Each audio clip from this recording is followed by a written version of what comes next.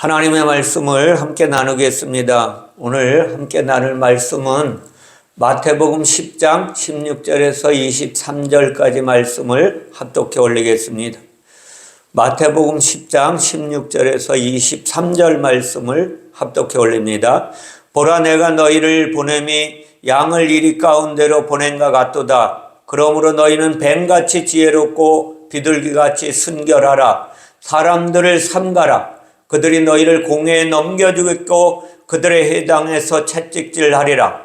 또 너희가 나로 말미암아 총독들과 임금들 앞에 끌려가려니 이는 그들과 이방인들에게 증거가 되게 하려 하심이라.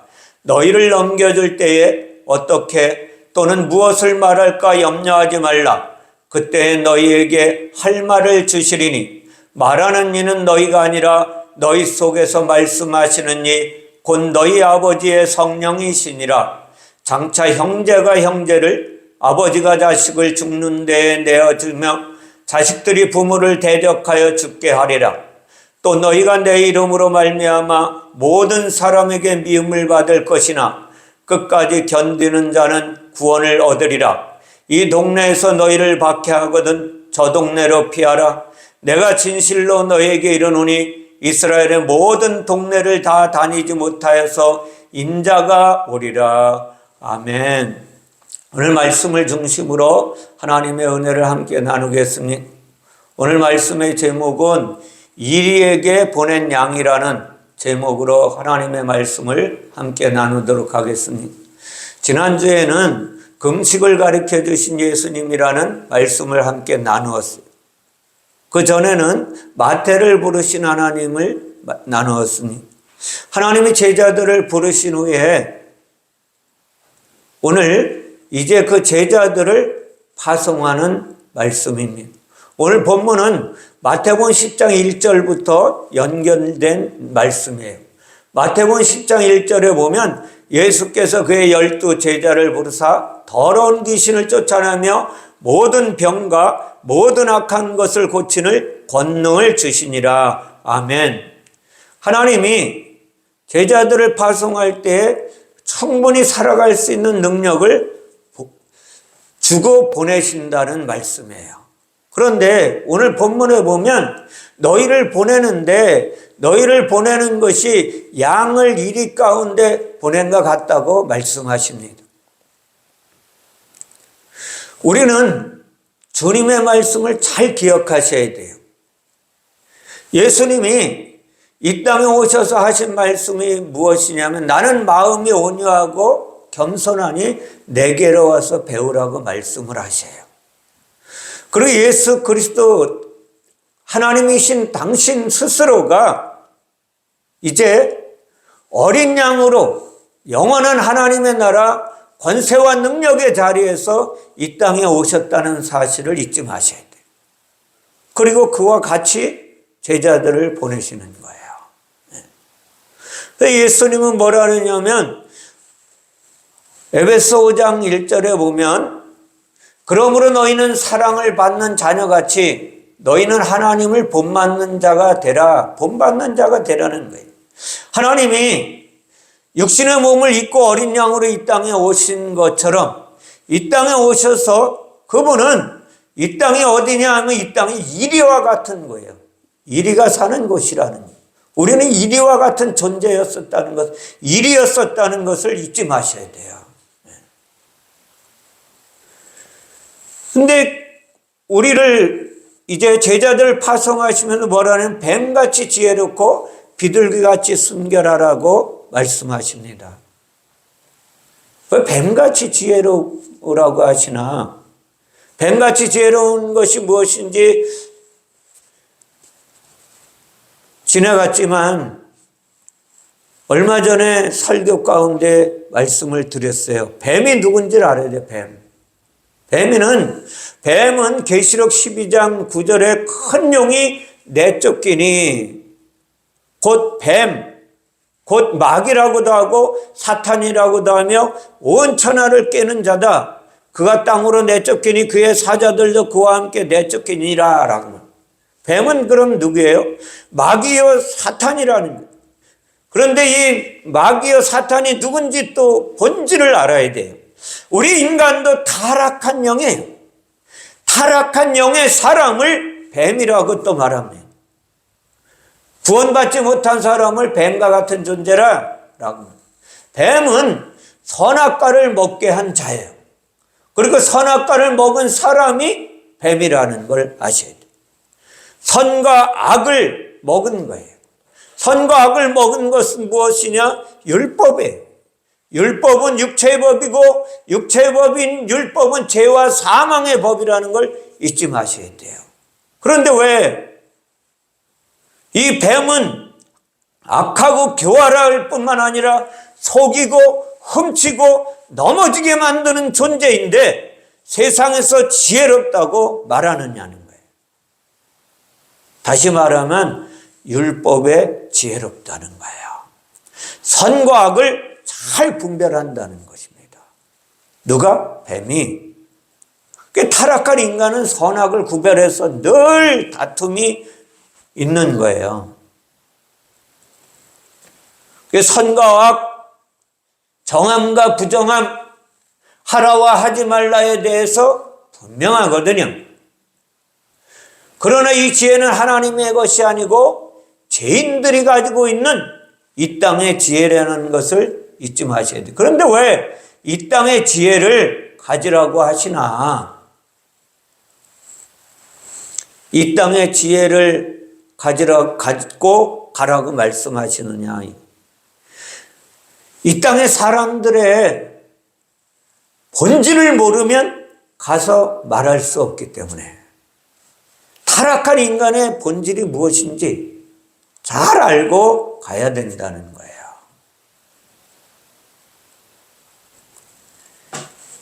타락한 인간은 에덴 동산에서 선악과를 먹을 때에 선악과와 함께 생명의 실과도 먹었어야 하는데 그렇게 하지 않는 거예요. 이 두 가지를 다 가지고 있어야 된다라고 예수님께서 말씀하시는 거예요. 그 뱀의 지혜와 함께 비둘기같이 순결한 마음이 더해져서 구원이 완성된다는 것을 이야기하시는 거예요.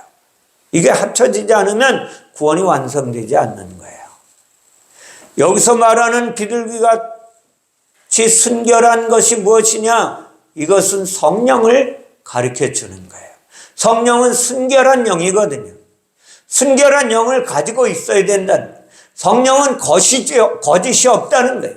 성령은 악이 없어요. 성령은 오직 하나님을 하나님에게 우리에게 가르쳐 주시는 하나님의 영이에요. 그러므로 복음 전파자는 육적인 지혜와 함께 성령의 인도를 받아야 복음의 열매를 맺을 수 있다는 거예요. 복음의 열매를 맺을 수 있는 자 아무도 없어요. 그러므로 우리는 기도해야 하는 거예요.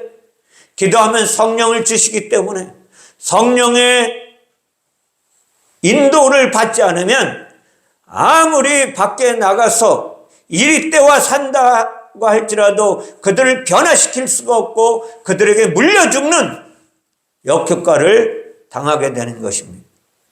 그리고 예수님께서는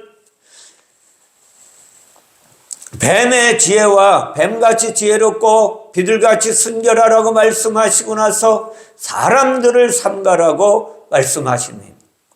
그 세상의 사람들이 너희를 공회에 넘기고 회당에서 채찍질할 것이라고 말씀하고 있어요. 공회와 회당이 뭔지를 잘 알아야 돼요. 공회와 회당. 공회와 회당은 말씀으로 역사하는 것이에요.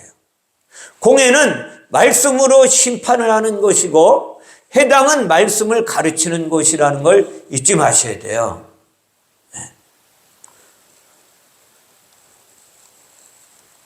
그러므로 공회와 회당에 모이는 이들은 누구예요? 육체의 사람들이라는 걸 잊지 마십시오. 율법의 사람들이므로 이들은 사람들을 공회에서 심판하고 선과 악을 구분하고 그리고 채찍질하는 거예요. 어디서? 회당에서 채찍질하는, 하나님의 말씀을 들이대고 채찍질하는 것입니다. 율법을 제정하신 하나님의 의도는 채찍질하는 하나님이 아니라 구원시키려고 율법을 제정하셨어요. 그러나 모든 이스라엘 하나님의 사람들이라고 하는 그들은 율법을 심판과 채찍을 목적으로 사용했습니다. 그리고 율법은 심판과 채찍이 목적이 아니라 하나님의 영원한 구원을 완성하기 위한 말씀이라는 거예요. 율법은 선과 악이요, 그리고 죄와 사망의 법인데 왜 그렇게 말씀하십니까? 구원을 완성하는 말씀이라고 하십니까? 라고 질문할 수 있습니다. 율법은 어디로 우리를 인도하시느냐? 진리 가운데로 인도하시는 몽학 선생이기 때문에 율법의 참 의도를 알아야 되는 거예요. 근데 이들은 잘못 깨닫고 그저 심판하고 채찍질하는 데 쓴 거예요. 선과 악만 구분하고 정죄하는 데 사용했다는 거예요. 그러나 복음 곧 진리를 깨닫지 못한 사람들에게는 율법이 계명이 되고 심판이 되는 거예요. 그리고 곧 죄와 사망의 법으로 멈추고 말았던 거예요. 제자들은 나가서 복음을 전파하게 될 것입니다. 율법의 사람, 육체의 사람들은 반발하며 채찍질할 것이라고 교훈하시는 것입니다. 이리가 율법이고 율법이 뱀이고 뱀이 곧 공회와 회당이라는 사실을 알아야 돼요. 뱀이 그럼 누구라 그랬어요? 뱀이 육체의 사람, 그죠? 죄인이라고 말씀드려요. 그러므로 뱀 같은 지혜가 필요하다는 거예요. 그리고 율법을 진리로 해석해 줄 진리의 성령이 필요하다는 것을 아셔야만 합니다. 오늘 주님은 이것을 우리에게 교훈해주고 있는 거예요. 제자들 역시 율법의 육체를 가지고 있기 때문에 할 말을 주시는 성령을 기다려야만 하는 것입니다. 성령이 없이는 그들이 할 말이 없는 거예요. 할 수가 없는 것입니다. 성령이 없이는 복음을 바르게 전할 수가 없는 거예요. 그래서 우리는 하나님의 은혜를 공급받지 않으면 안 되는 거예요. 하나님의 은혜 가운데 살아야만 되는 것입니다. 우리는 알아야지만 돼요. 자, 중요한 것입니다.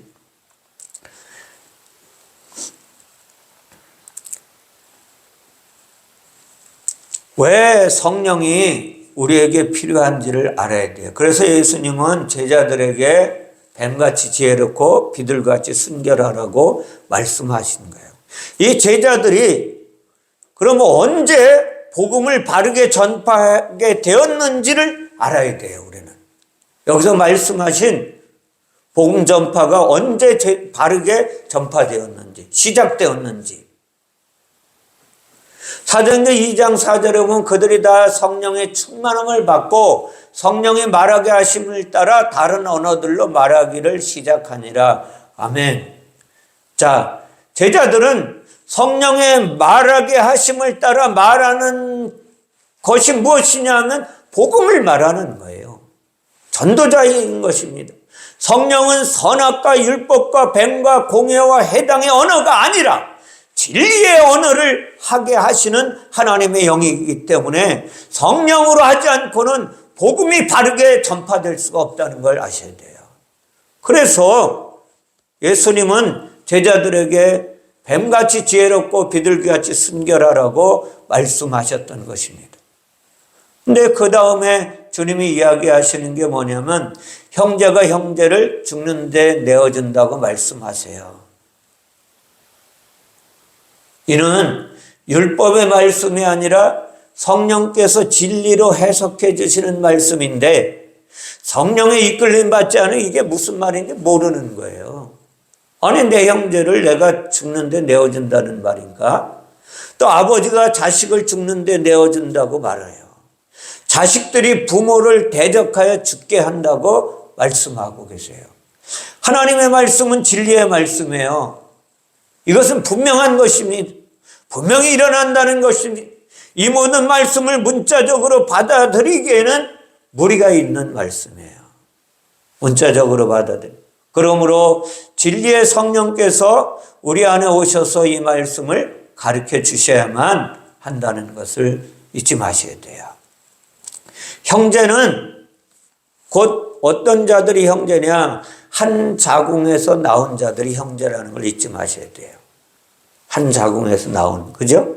한 부모에게서 나온 자들이 형제잖아요. 그러니까 한 자궁에서 나와서 연합된 것. 그 형제는 어머니의 자궁을 공유한다는 걸 잊지 마셔야 돼요. 그래서 우리는 하나님의 말씀이 필요하다는 거예요. 히브리서 기자는 이것을 설명합니다. 히브리서 2장 11절에 거룩하게 하시는 이와 거룩하게 함을 입은 자들이 다 한 근원에서 난지라 그래요.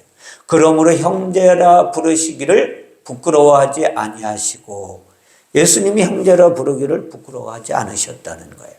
어떻게? 거룩하게 하시는 이와 거룩하게 함을 입은 자들이 한 근원에서 났기 때문에. 한 근원이 어디예요? 이들이 어디로부터 나올까요? 성령으로부터 거듭나는 자들을 이야기하는 거예요. 거룩하게 하시는 이는 하나님이십니다. 거룩하게 함을 입은 자들은 거듭난 사람을 이야기하는 거예요. 성경의 형제는 거룩하게 하시는 이와 거룩하게 함을 입은 자들을 형제라고 말씀하시는 거예요. 거룩하게 하시는 하나님과 거룩하게 함을 입은 자들이 한 근원에서 나왔기 때문입니다. 한 근원이라는 말씀이 무엇이냐면 이거 하나 되었다는 거예요. 하나 되었다는 게 뭐예요? 온전하게 되었다. 온전하게 연결되었다 이거예요. 접붙임 바 되었다 이런 이야기예요.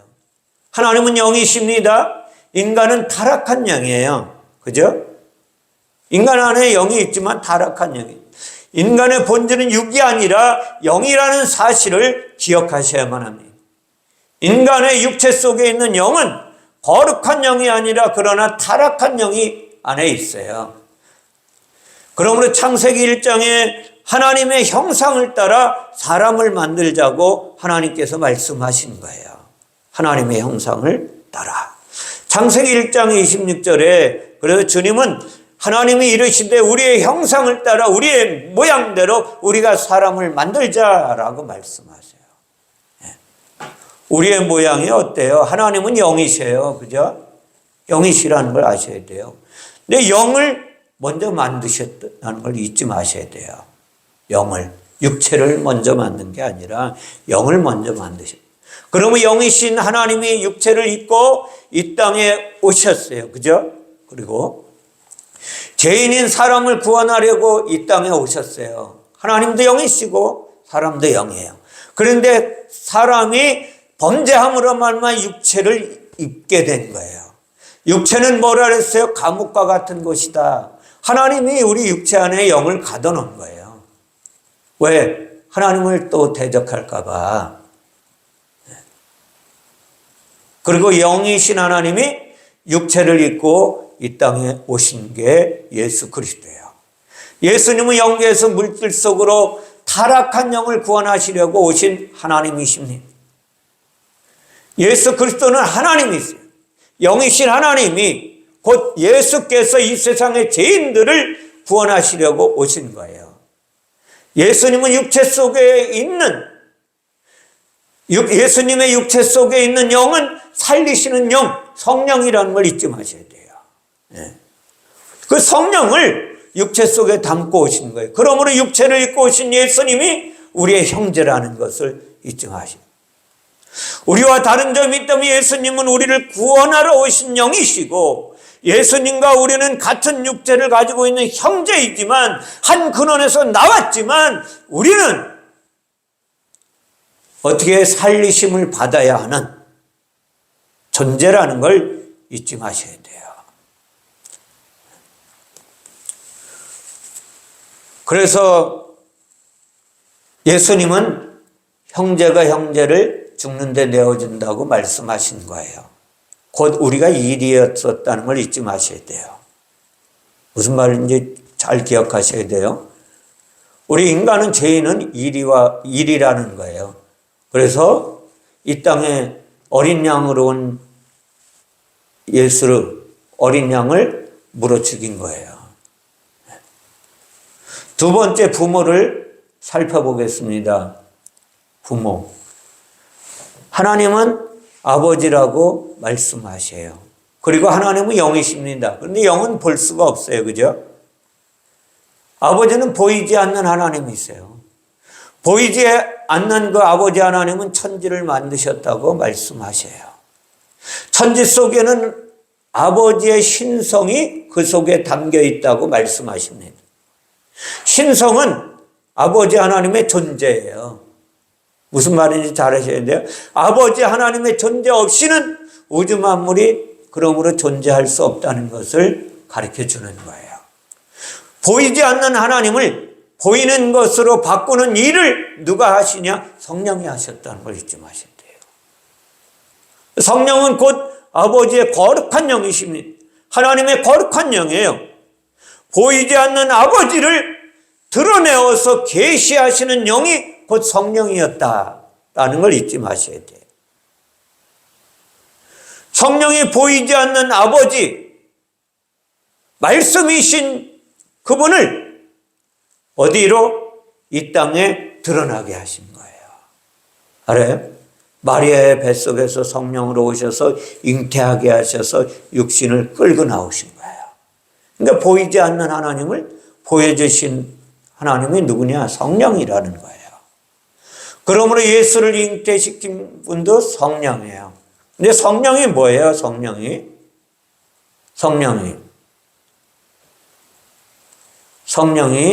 다시 말하면 성모라는 걸 잊지 마셔야 돼요. 사도신경에 성모 마리아에게서 낳으셨다고 그러잖아요. 마리아가 낳은 게 아니라 성령이 낳으신 거라니까요. 마리아는 한 게 아무것도 없어요. 그냥 배만 빌려줬을 뿐이에요. 자기의 몸뚱아리만 하나님 앞에 내어놓은 거에 의한 도구로 쓰임받은 것이지 자기 한 일은 아무것도 없다는 사실을 아셔야 돼요. 그 예수님은 마태복음 23장 9절에 땅에 있는 자를 아버지라 하지 말라. 아버지는 한 분이시니 곧 하늘에 계신 이시니라 라고 말씀하시는 거예요. 네. 자. 영의 육체를 입혀서 보이도록 만든 성령이 곧 영적으로 어머니라는 거예요. 알아요? 보이지 않는 아버지를 보이도록 이 땅에 태어나게 하셨으니까. 이걸 잊지 마셔야 돼요. 그리고 형제는 거룩한 영을 기준으로 만들어진 단어예요. 네. 자, 보세요. 오늘 말씀해 보면 형제가 형제를 죽는데 내어주고 아버지가 자식을 죽는데 내어준다고 말씀하셨어요. 자, 아버지가 자식을 죽는데 내어준다고 말씀하신 게 뭐냐면 영이신 아버지가 육의 아들을 죽는데 내어준다는 거예요. 다시 말하면 성경에 예수님이 십자가에서 죽으신 것은 성령으로 인해서 죽으신 거예요. 성령은 누구예요? 하나님의 영이에요. 하나님의 영. 그래서 로마서 5장 8절에 우리가 아직 죄인 되었을 때에 그리스도께서 우리를 위하여 죽으심으로 하나님께서 우리에 대한 하나님의 사랑을 확증하셨느니라 그랬어요. 하나님이 죽이신 거라니까요. 영이신 하나님이. 그뿐만 아니라 요한일서 4장 10절에도 뭐라고 말씀하시느냐 하면 하나님이 우리를 사랑하사 우리 죄를 속하기 위하여 화목제물로 그의 아들을 보내셨음이니라. 아멘. 그 부모가 자식을 죽는데 내어준다고 말씀하신 게 무엇인지 잘 아셔야 돼요. 네. 아버지가 자식을 죽는데 내어주고 그래서 마지막에 자식들이 부모를 이건 대적하여 죽게 한다. 그래 대적해서 죽게 한다. 자식들이 부모를 대적해서 죽게 한다는 거예요. 부모가 누군지 우리 이제 성경을 통해서 알겠죠. 부모는 하나님 아버지가 있고 어머니의 역할을 한 성령이 부모라는 거예요. 그러면 아버지의 역할과 성령의 역할을 하신 분이 누구예요? 예수 그리스도. 이걸 아셔야 돼요. 아들 예수가 아버지 하나님과 어머니 성령의 드러난 실체예요. 실체. 이걸 아셔야 돼요.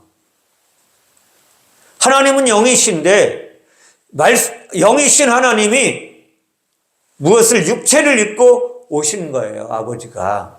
그리고 성령으로 잉태돼서 오신 거예요. 그러니까 어머니가 성령이잖아요. 그러니까 이걸 드러내신 거예요. 예수 그리스도는 하나님이시라는 걸 잊지 마셔야 돼요. 그래서 자식들은 누구예요? 자식들은 죄인들이죠. 죄인들이 예수를 죽게 만들었다는 걸 잊지 마셔야 돼요. 왜? 그들의 죄 때문에. 죄의 문제를 해결하시려고 자식들이 부모를 대적하여 내어준 거예요. 그 죄인의 대표가 누구냐? 가룟 유다예요. 가룟 유다가 손으로 예수 그리스도를 십자가에 넘겼다는 거예요. 이게 자식들의 대표거든요. 자식들은 죄인을 말하고 부모로 오신 예수 그리스도를 대적하여 죽게 만든 장본인이라는 것을 말씀하고 계시는 거예요. 우리는 성경에서 죽는다는 단어와 멸망이라는 단어가 나오면 본능적으로 부정적인 생각을 가지고 있어요. 종말의 때가 왔다고. 전쟁이나 지진이 일어나면 마지막 때의 징조라고 목소리 높여서 이곳저곳에서 목사님들이 설교를 하고 있습니다. 이것은 하나님의 의도를 잘 모르고 문자적으로 설교하기 때문에 그런 설교가 나오는 거예요. 이는 영계인 천국에서 쫓겨난 상처가 아직도 그들에게 남아있다는 것을 알려주는 거예요. 세상을 보는 관점이 심판과 종말과 멸망이라는 것에 고정되어서 복음의 의도를 제대로 풀어내지 못하는 거예요. 복음의 의도를 성령에 의하여 따라가지 못하면 그런 결과가 나타난다는 거예요. 요즘에 말씀드리지만 유튜브에 보면 침례교 목사님들 특별히 종말의 때가 다 왔다고 얼마나 외쳐대는지 몰라요. 오늘 말씀에 보면 형제가 형제를, 아버지가 자식을 죽는데 내어주시고 자식들이 부모를 대적해 죽게 하는 것을 구원으로 인도하는 하나님의 의도를 읽어내지 못하는 거예요. 이것이 다 예수 그리스도가 구원을 완성시키기 위한 길이라는 거예요.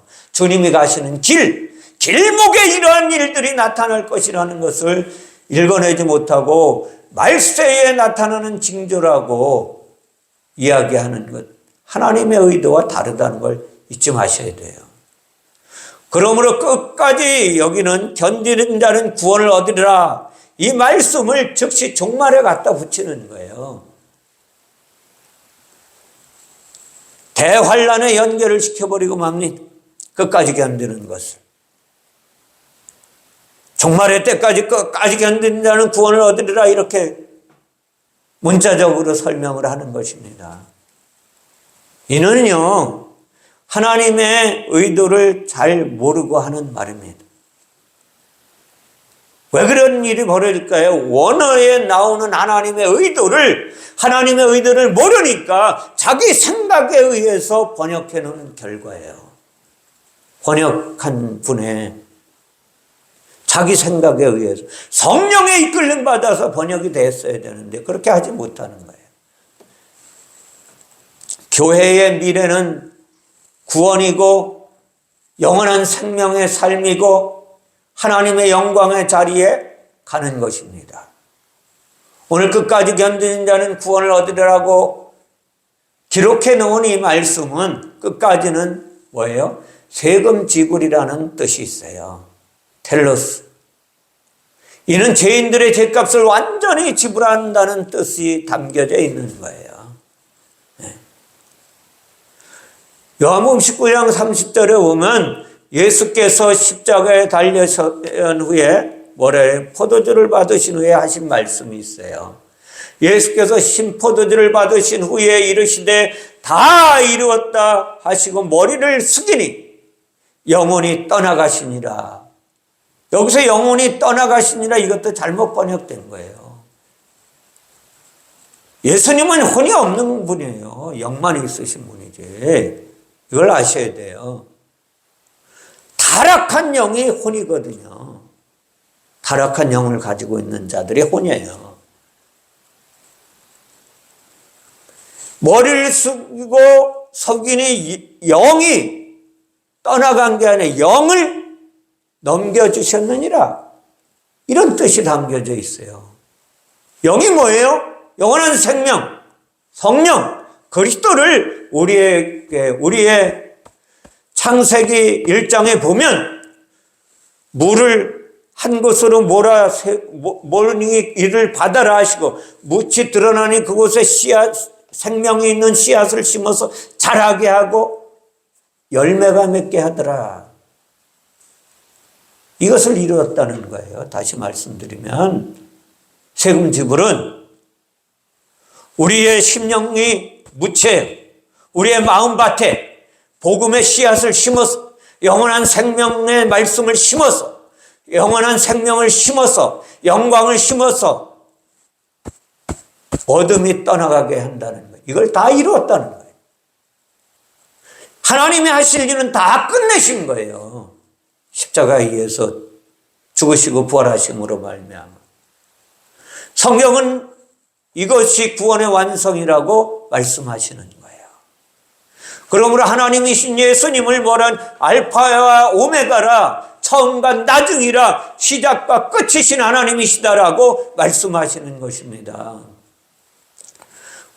그러므로 우리는 잘 아셔야 돼요. 구약 성경의 모든 말씀은 예수님의 구원 사역의 설계도를 보여주시는 거예요.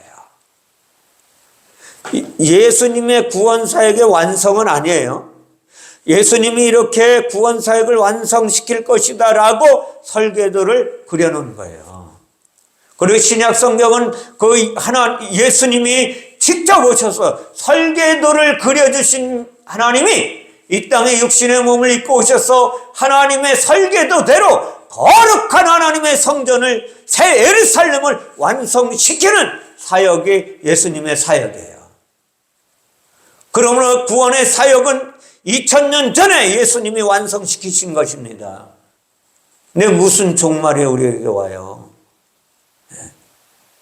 이것을 잘 아셔야 돼요. 예수님이 완성하신 것, 현재를 살아가는 우리는 예수님이 끝내신 구원 사역에 성령의 이끌림 받아 하나 되는 거예요. 동참하는 것입니다. 예수님 완성하신 제3과 구원에 연합되면 이것이 거듭난 자예요. 견디다, 끝까지 견디다, 끝까지는 죄값을 치르는 거라 그랬잖아요. 그리고 견딘다는 것은 무엇이냐? 무엇인가 아래 머무는 것이다. 어디에 머물어요? 죄값을 치르신 구원의 자리에 머무는 것이에요. 머물면 구원이 이루어질 것이다. 누구에게? 너에게도. 이는 그 예수 그리스도 아래 머무는 것입니다. 생명의 말씀 아래 머무는 것이에요. 영적인 자리에 머무는 것이에요. 영원한 하나님의 말씀 안에 머무는 것이에요. 구원을 더 이상 우리 안에 이루어지지 않았다고 우리가 끝까지 견뎌야 된다. 그래서 교회에서 목사님들이 가정에 파탄이 일어나고 한 사람이 속을 썩이면 끝까지 견뎌야 구원을 완성시킵니다. 끝까지 무거운 짐을 짊어지셔야 돼요. 집사님의 십자가를 짊어지고 가셔야 되는데 그게 십자가입니까? 엉뚱한 소리 하는 거예요. 예수님은 그걸 다 버리라고 그래요, 이제.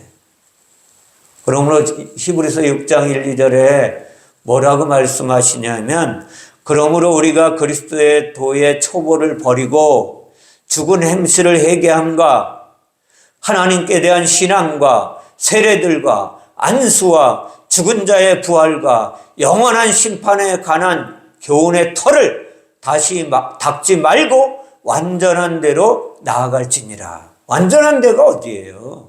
완전한 데 예수 그리스도가 죽으시고 부활하신 십자가, 죽으시고 사흘 만에 부활하신 그곳으로 가라는 거예요. 그곳이 어디예요? 새 예루살렘이 있는 곳. 새 예루살렘이 있는 곳이 어디예요? 그러면 하나님의 말씀과 성령이 충만한 자리. 그곳이 다름이 아닌 새 예루살렘, 새 땅이라는 것을 잊지 마셔야 돼요. 우리는 묵은 땅이에요. 돌짝밭이었어요. 근데 이것을 갈아서 새 땅으로 만드시려고 예수님이 오신 거거든요.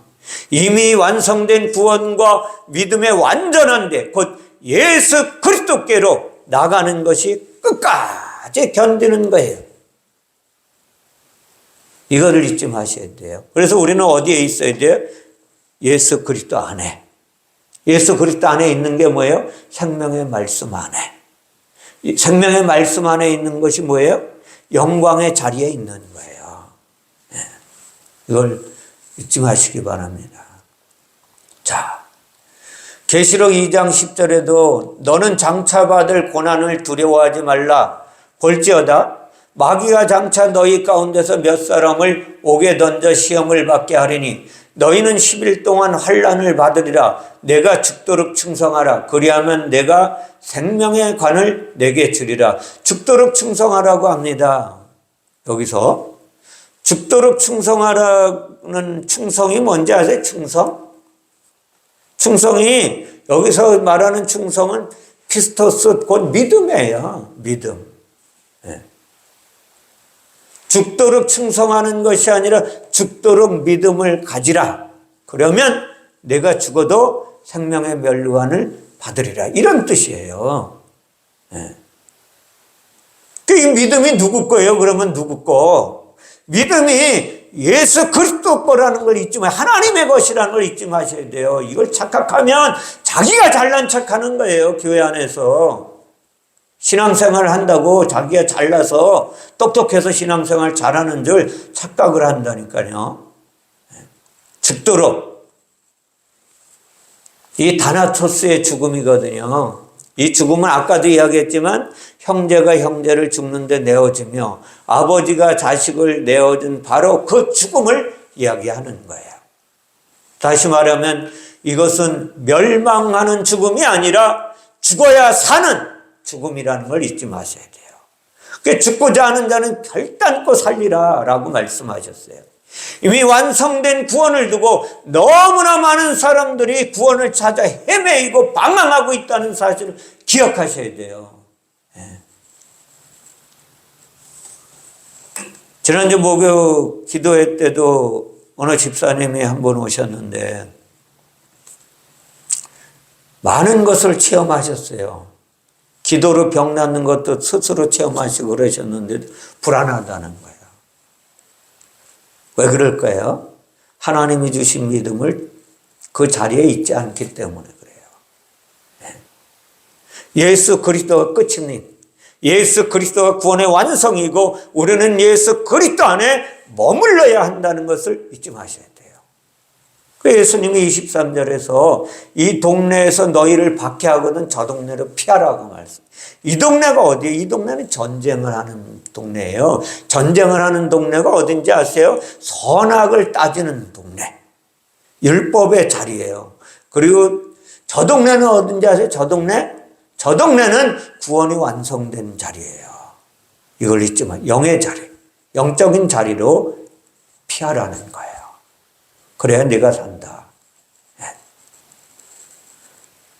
마지막 말씀 중에 이스라엘의 모든 동네를 다 다니지 못해서 인자가 오리라 라고 하시는 이 말씀이 우리 대한민국 교회의 종말론을 만들어낸 거예요.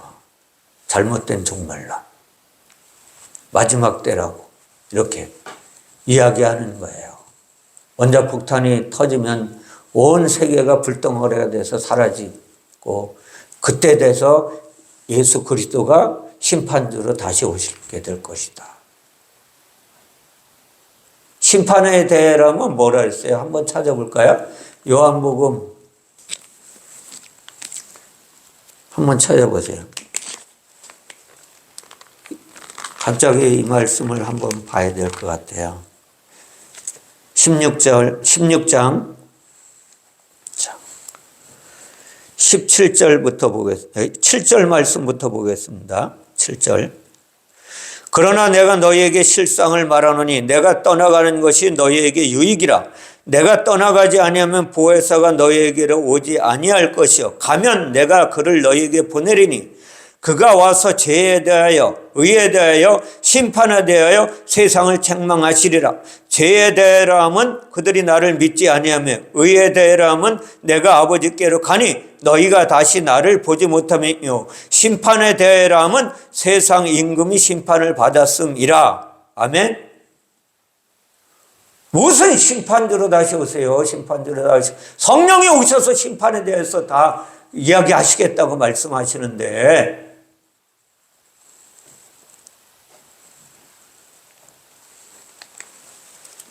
우리는 잘 아셔야 돼요. 예. 여기서 오역이 이렇게 만드는 거예요. 이스라엘의 모든 동네를 다 다니지 못해서 인자가 오리라. 이스라엘은 모든 동네를 다 다니지 못하였나요? 지금까지도?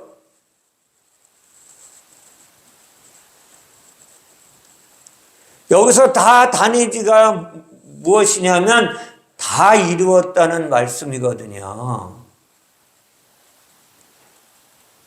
어떻게 이렇게 하나님의 말씀을 오역을 해놓는지 이해가 안 가는 거예요. 네. 동네는 성이에요. 여기서 동네는 성인데 성은 무엇을 이 동네 예루살렘 성을 이야기하는 게 아니에요. 이 성은 죄인을 가리키는 거예요. 타락한 영이 거하는 육체가 성이라는 걸 잊지 마셔야 돼요.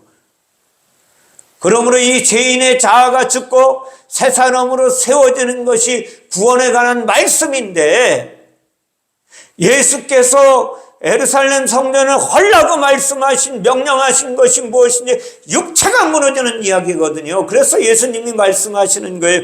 이는 내 육체를 말한 것이라. 성전이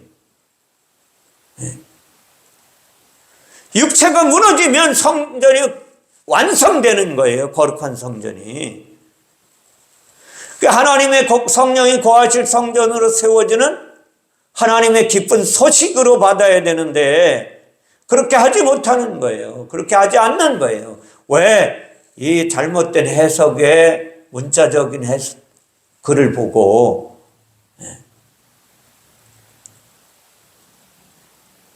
이 말씀은 구원의 완성자이신 예수께서 이미 오셔서 2000년 전에 십자가를 지시고 사망 권세를 이기시고 부활의 첫 열매가 되셨다는 건 누구나 다 인정할 거예요. 교회는. 그러나 착각을 하면 구원은 이루어졌는데 무슨 인자가 와야 구원은 이루어지냐 이거예요. 아니에요. 이 동네가 완성되는 동네는 우리 육체라 그랬잖아요. 육체 안에 성이라는 거예요. 마음이 이야기하는 거거든요, 사실은. 그래서 우리의 구원이 이루어지려면 우리 동네가 우리의 몸 안에 마음에 하나님의 거룩한 성전이 세워지려면 인자가 와야 된다. 이런 뜻이에요. 그러니 이제 인자가 왔으니 이것이 이루어질 것이다. 그런 말씀으로 받아야 되는 거거든요. 그러므로 저와 여러분은 어떻게 살아야 되느냐? 이제는 모든 그리스도인들은 예수 그리스도 안에 거하는 삶을 지향해야 되는 거예요. 예수 그리스도가 이루신 구원의 완성, 그 안에, 복음 안에 들어가서 살아야 된다는 거예요. 그렇지 않으면 우리는 헛고생하는 거예요. 교회 헛다니는 거라니까요. 예수 그리스도 안에 구원이 완성되었기 때문입니다. 예수는 십자가에서 죽으시고 그리스도 그 성령으로 우리 가운데 오셔서 우리를 거듭나게 하시면 구원이 완성되는 거예요. 그 사람 안에. 이걸 잊지 마셔야 돼요. 그러나 아까도 말씀드렸지만 주님이 말씀하셨잖아요.